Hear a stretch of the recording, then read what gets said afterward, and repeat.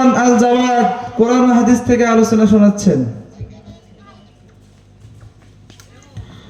নাহমাদুহু ওয়া নুসাল্লি আলা রাসূলিহিল কারীম, আম্মা বা'দ।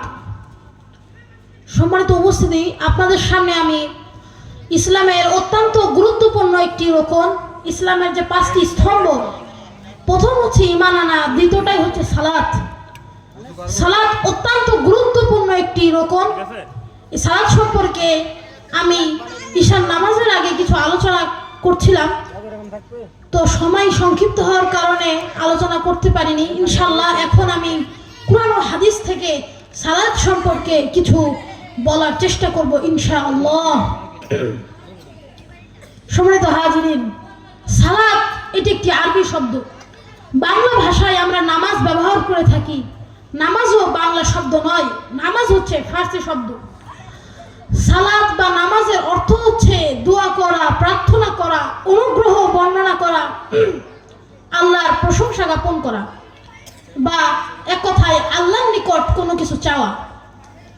পারিভাষিক অর্থে শরীয়ত নির্ধারিত এমন কিছু কাজের মাধ্যমে বান্দা তার রবের সবচাইতে কাছে চলে যেতে পারে, এমন একটি ক্রিয়া বা এমন একটি বিষয়কে সালাত বলা হয়। সম্মানিত হাজিরিন, আমাদের জীবনে সালাতের গুরুত্ব অপরিসীম। সালাতকে বলা হয় জান্নাতের চাবিকাঠি। সুবহানাল্লাহ। আল্লাহ সুবহানাহু ওয়া তাআলা কুরআনুল কারীমের অসংখ্য জায়গায় সালাতের কথা বর্ণনা করেছেন, সালাতের গুরুত্বের কথা বলেছেন, এবং রাসূল সাল্লাল্লাহু আলাইহি ওয়াসাল্লামেরও অসংখ্য হাদিস রয়েছে।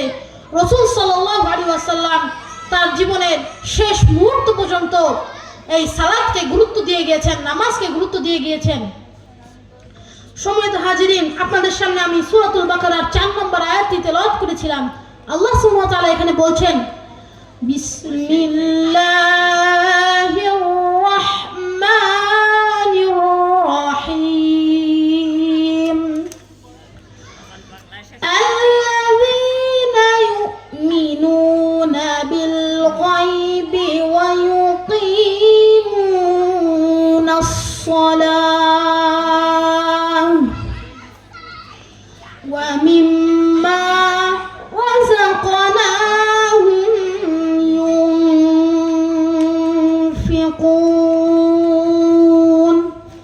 আল্লাহ সুবহানাহু ওয়া তাআলা পবিত্র কুরআনুল কারীমের ভিতরে বলছেন, আল্লাযীনা ইউমিনুনা, যারা ঈমান আনবে, বিল গায়বি, অদৃশ্যের উপর বা আল্লাহর উপর যারা ঈমান আনবে, ওয়া ইউকিমুনাস সালাহ, এবং যারা সালাত কায়েম করবে, সালাত প্রতিষ্ঠা করবে, ওয়া মিম্মা রাযাকনাহুম ইউনফিকুন, এবং আমি তাদেরকে যে রুজি দান করেছি সেই হালাল রুজি থেকে ব্যয় করবে বা যাকাত দেবে, দান সদকা করবে, তাদেরকে আল্লাহ সুবহানাহু ওয়া তাআলা কি বলছেন? আল্লাহ সুবহানাহু ওয়া তাআলা সূরাতুল বাকারার 6 নম্বর আয়াতে বলছেন, উলাইকা আলা হুদাম মির রাব্বিহিম ওয়া উলাইকা হুমুল মুফলিহুন।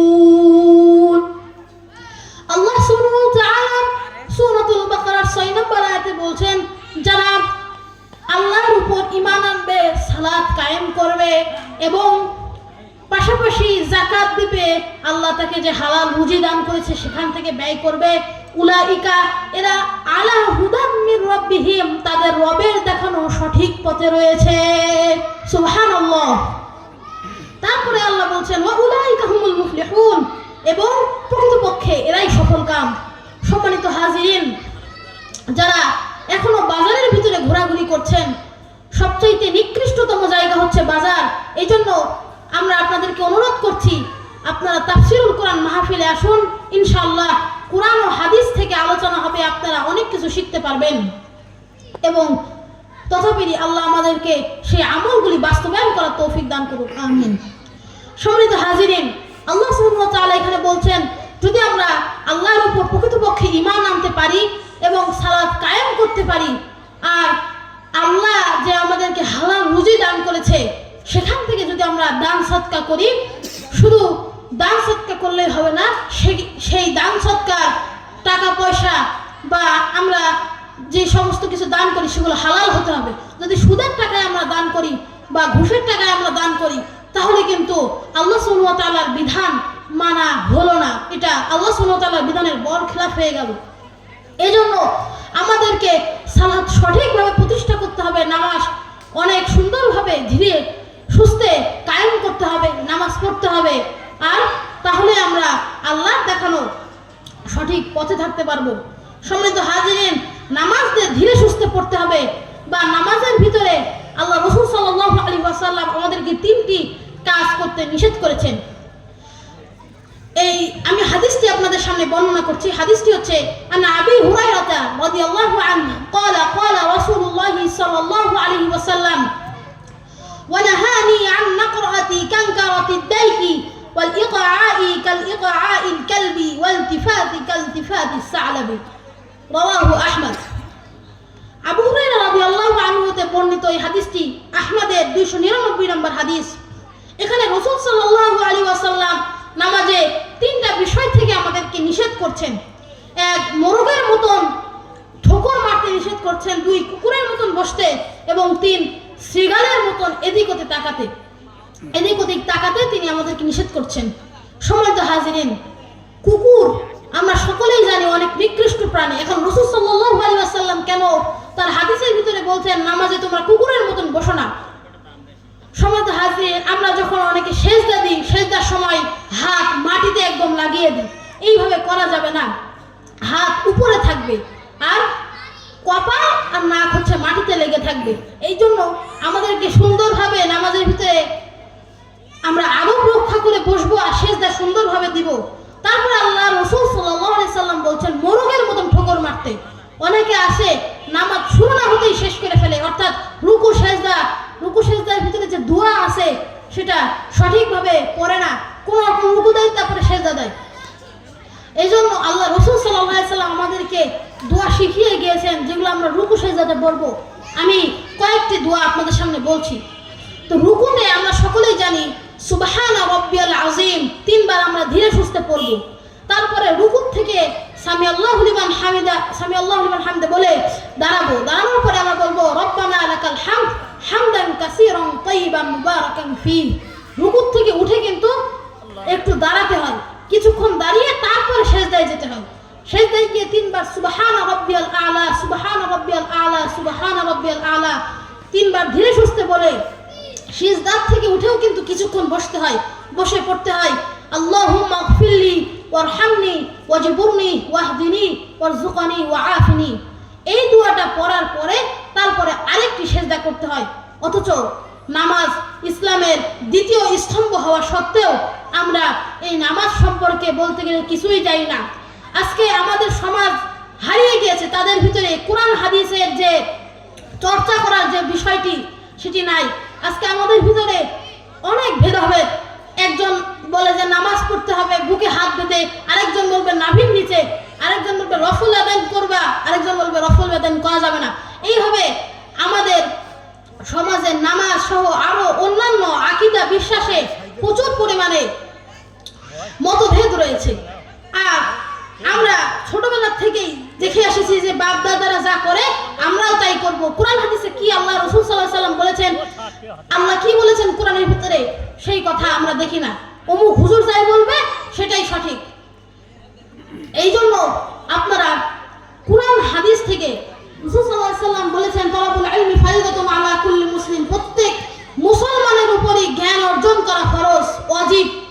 দিনের জ্ঞান অর্জন করা সবার উপরে ফরজ বা ওয়াজিব, কিন্তু আমরা ইসলামের জ্ঞান কোরআন হাদিস একটু মানি না, বুঝি না। শুধু মাহফিলে আসি, টুকটাক যা শুনি ওটাই আমল করি। শুধু আমাদের থেকে শুনলে, হুজুরদের থেকে, বড় বড় ওলামায়ে ইকরামদের থেকে শুনেই শুধু আমল করা হলে আমাদের এটা পুরোপুরি হবে না। আমাদেরকে নিজেরা বুঝে বুঝে আমল করতে হবে। কারণ আজকাল হুজুরদের ভিতরেও এমন কিছু হুজুর দেখা যায় যারা কোরআন হাদিসের কথা না বলে আন্দাজে বানায় অনেকেই কিন্তু এসব বলে। বিশেষ করে বাংলাদেশের ভিতরে অনেক হুজুররা রয়েছে, হুজুর না তারা বলতে গেলে ভণ্ড, যারা কোরআন হাদিস থেকে না বলে নিজের ইচ্ছা মতন বলে। এই জন্য এই বিভ্রান্ত থেকে আমাদেরকে বাঁচার জন্য অবশ্যই হাদিসে আল্লাহ রাসূল সাল্লাল্লাহু আলাইহি ওয়াসাল্লাম কি বলেছেন, কোরআনুল কারীমে কি বলেছেন সেটা ঘাটাঘাটি করতে হবে আর দেখতে হবে। সম্মানিত হাজিরিন, আল্লাহ আমরা আবার কোরআনুল কারীমের দিকে ফিরে যাই। আল্লাহ সুবহানাহু ওয়া তাআলা বলছেন وَأَقِيمُوا الصَّلَاةَ وَآتُوا الزَّكَاةَ وَارْكَعُوا مَعَ الرَّاكِعِينَ। আল্লাহ সুবহানাহু ওয়া তাআলা সূরাতুল বাকারার 43 নম্বর আয়াতে বলছেন ওয়াকিমুস সালাহ, তোমরা সালাত প্রতিষ্ঠা করো, ওয়া আতুজ যাকাহ, এবং যাকাত প্রদান করো, ওয়ারকাউ মা'আর রাকিঈন, এবং রুকুকারীদের সাথে রুকু করো। আল্লাহ সুবহানাহু ওয়া তাআলা বলছেন establish prayer and pay for যাকাত, মানে তোমরা নামাজ প্রতিষ্ঠা করো। শুধু নামাজ একা একা পড়লে হবে না, মানুষকে কিন্তু নামাজের দিকে ডাকতে হবে। তাহলে আমরা যদি এই দাওয়াতি কাজগুলা করি, শুধু নিজে নামাজ পড়লাম আর মানুষকে ডাকলাম না, নিজে নিজে শুধু আমল করলে আমরা চলবে না, মানুষকে আমলের প্রতি আগ্রহ করা লাগবে। মানুষকে, আপনি যখন মসজিদে যাচ্ছেন, দেখছেন একজন চার দোকানে বসে আছে, দেখছেন বাজার দিয়ে কেউ হাঁটছে, আপনি তাকে অন্তত, সে নামাজ না পড়লেও অন্তত আপনি তাকে দাওয়াত দেন যে চলো ভাই নামাজ পড়তে যাই, মসজিদে যাই, তাহলেও কিন্তু আপনার সওয়াব হবে। এই জন্য শুধু নিজে নামাজ পড়লে হবে না, মানুষকেও এর জন্য ডাকতে হবে। আর নামাজ একা একা পড়ার চাইতে যে জামাতে পড়াটাই ভালো। আল্লাহ সুবহানাহু ওয়া তাআলা কিন্তু সূরাতুল বাকারার 43 নম্বর আয়াতে পরিষ্কারভাবে জানিয়ে দিচ্ছেন যে ওয়ারকাউ মা'আর রাকিঈন, তোমরা রুকুকারীদের সাথে রুকু করো বা জামাতের সহিত নামাজ আদায় করো। সম্মানিত হাজিরিন, জামাতের সহিত বা সবাই একসাথে কোনো কাজ করলে সেটা সবসময় বরকতময় হয়। এই জন্য আমরা নামাজ সবসময় জামাতে পড়ার চেষ্টা করব ইনশাআল্লাহ। সম্মানিত হাজিরিন, আল্লাহ সুবহানাহু ওয়া তাআলা কুরআনুল কারীমে আসরের নামাজকে বেশি তাগিদ দিয়ে সূরাতুল বাকারার 238 নম্বর আয়াতে বলছেন বিসমিল্লাহির রাহমানির রাহিম হাফিজু আলাস সালাওয়াতি ওয়াস সালাতিল উসতা ওয়া কুমু লিল্লাহি কানিতিন। আল্লাহ সুবহানাহু ওয়া তাআলা বলছেন তোমরা প্রত্যেকেই নামাজের উপর দায়িত্বশীল, বিশেষ করে মধ্যবর্তী সালাত। মধ্যবর্তী সালাত কি? মধ্যবর্তী সালাত হচ্ছে আসরের সালাত। এটাই হাদিস দ্বারা প্রমাণিত এবং বেশিরভাগ মুফাসসিরগণের মতে মধ্যবর্তী সালাত দ্বারা আল্লাহ সুবহানাহু ওয়া তাআলা আসরের সালাতকে তাগিদ দিচ্ছেন। যেহেতু আমাদের সমাজে দেখা যায় যে আসরের সময় অনেকে ঘুমায়, অনেকে বিভিন্ন ধরনের কাজবাজ করে, যার কারণে আসরের সালাতকে মানে আমরা গুরুত্বহীন মনে করি, বা আসরের সালাত অনেক কম লোকই জামাতের সহিত নামাজ আদায় করে বা আসরের সালাত পড়ে। সম্মানিত হাজিরিন, আপনাদের সামনে আমি আসরের সালাত সম্পর্কে একটি হাদিস বলেছিলাম। হাদিসটি হচ্ছে বুখারী এবং মুসলিমের। হাদিসটি আমি পড়ছি। وعن علي رضي الله عنه قال قال رسول الله صلى الله عليه وسلم قال يوم الخندق حسبنا عن صلاة الوسطى صلاة العصر ملأ الله بيوتهم وقبورهم نارا رواه مسلم وبخاري। আলী রাদিয়াল্লাহু আনহু তে বর্ণিত, তিনি বলেন খন্দক যুদ্ধের দিন রাসূল সাল্লাল্লাহু আলাইহি সাল্লাম বলেছিলেন যে কাফেররা আমাদেরকে মধ্যবর্তী সালাত বা আসরের সালাত থেকে বিরত রেখেছেন। এখানে কিন্তু হাদিসের ভিতরে প্রথমে সলাতুল উসতা বা মধ্যবর্তী সালাত বলা হয়েছে, তারপরে বলা হয়েছে সলাতুল আসরি। এখানে ডাইরেক্ট কিন্তু উল্লেখ করে দেওয়া হয়েছে যেটা আসরের নামাজ। আসরের নামাজ থেকে রাসূল সাল্লাল্লাহু আলাইহি ওয়াসাল্লাম ও তার সাহাবীদেরকে কাফেররা বিরত রেখেছিল খন্দকের যুদ্ধের দিন। রাসূল সাল্লাল্লাহু আলাইহি ওয়াসাল্লাম তাদেরকে লানত করে বলেছিলেন যে যারা আমাদেরকে এই আসরের সালাত থেকে বিরত রাখলো তাদের উপর আল্লাহর লানত বর্ষিত হোক। তিনি যেন এই কাফেরদেরকে, এই মুশরিকদের কবর এবং ঘরকে জাহান্নামের আগুন দ্বারা পরিপূর্ণ করে দেয়। নাউজুবিল্লাহ। সম্মানিত হাজিরিন, এই হাদিসের ভিতরে আমাদের একটি শিক্ষা আছে, সেটি হচ্ছে এই যুগেও যদি কেউ আমাদেরকে আসরের নামাজ বা যে কোনো নামাজ পড়তে বাধা দেয়, আল্লাহ রসুলের হাদিস অনুযায়ী তারা কিন্তু লানত প্রাপ্ত বা আল্লাহ রসুল তাদেরকে লানত করেছেন। তো কুরআনুল কারীমের অসংখ্য জায়গায় সালাতের আদেশ দেওয়া হয়েছে। আমি আপনাদের সামনে আরো আরেকটি সালাতের বিষয়ে আয়াত বলছি। বিসমিল্লাহির রাহমানির রাহিম কুল ইন্না সালাতি ওয়া ونسكي ومحياي ومماتي لله رب العالمين আল্লাহ সুবহানাহু ওয়া তাআলা সূরাতুল আনআমের 163 নম্বর আয়াতে বলছেন কুল তোমরা বলো ইন্না সলাতি নিশ্চয় আমার সালাত ওয়া নুসুকি আমার ইবাদত ওয়া মাহইয়ায়া ওয়া মামাতি আমার জীবন ও মরণ লিল্লাহি রাব্বিল আলামিন সমস্ত কিছুই মহান আল্লাহ সুবহানাহু ওয়া তাআলার জন্য। এজন্য এই আয়াত থেকে আমরা বুঝতে পারছি যে আমাদের সালাত আমাদের ইবাদত সমস্ত কিছুই আল্লাহর জন্য এবং দুনিয়াতে আমরা যা কিছু করব সব কিছুই আল্লাহ দেখছেন, সমস্ত কিছুই আমরা আল্লাহকে রাজি খুশি করানোর জন্য করছি। সম্মানিত হাজিরিন, আমি আমার আলোচনা আর বেশি দীর্ঘায়ু করব না।